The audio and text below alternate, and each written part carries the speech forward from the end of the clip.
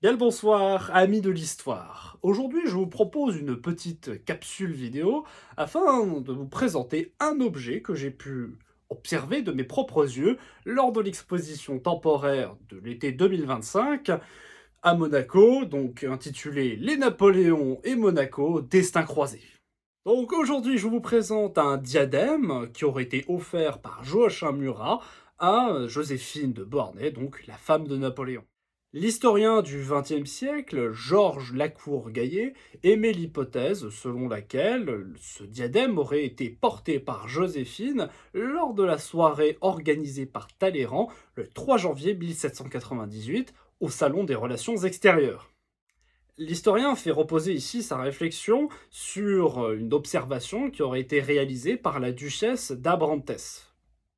Et si nous voulons revenir sur ce qu'a plus précisément dit l'historien Georges Lacour-Gaillet, il nous faut revenir en fait à son écrit dans la Revue française paru le 19 mars 1922. Il y écrit alors que Joséphine, à la grâce nonchalante, avait orné les tresses de ses cheveux avec un diadème de camée.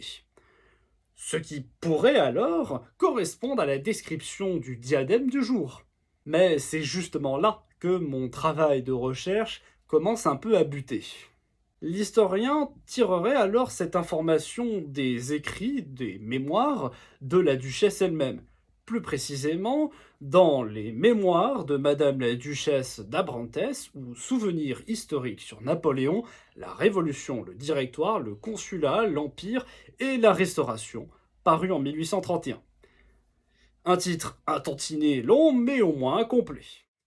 Alors, j'ai vérifié l'information, je suis allé lire les tomes 1 et 2 de ces mémoires de la duchesse afin de trouver une trace de cette réception faite par Talleyrand, et donc du coup du diadème qu'aurait porté Madame Bonaparte. Et c'est justement là que les choses se compliquent, puisque je ne trouve absolument aucune mention dans ces 10 mémoires du diadème qu'aurait porté Joséphine de Beauharnais. La réception est, elle, décrite, par contre, dans le tome 2, le chapitre 7, mais, encore une fois, aucune mention de ce diadème. Il y a donc deux solutions dans ce problème. La première, c'est que peut-être mes recherches sont incomplètes, ou alors que je n'ai pas trouvé de mention de ce diadème dans les mémoires de la duchesse d'Abrantès.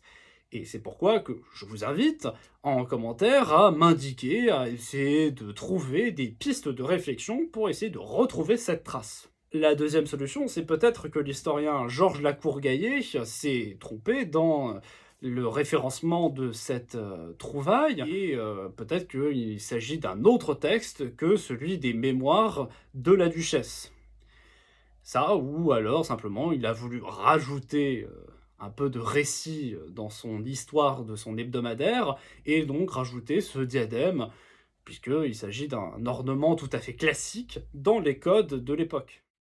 Et pour ce qui est de l'aspect visuel de ce diadème, ce dernier est un assemblage de techniques raffinées entre l'utilisation de camées, de coquillages, de pierres précieuses et de perles, afin de donner un tout à la fois coloré et à la fois sculpté.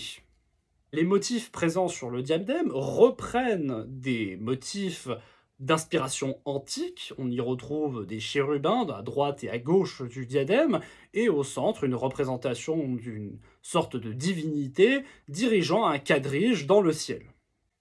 L'objet est passé de main en main au cours du XIXe siècle, avant de tomber entre celles du collectionneur Georges Chapsal, qui fait don de cet objet au musée Masséna à Nice en 1922. Cette date fait donc coïncider également celle de la parution de l'hebdomadaire de l'historien Georges Lacour-Gaillet. J'espère que l'histoire mystérieuse de ce diadème vous aura plu, et on se dit alors à la prochaine pour de nouvelles petites vidéos dans le monde riche qu'est celui de la passion de l'histoire napoléonienne, et n'oubliez pas que l'histoire soit avec vous.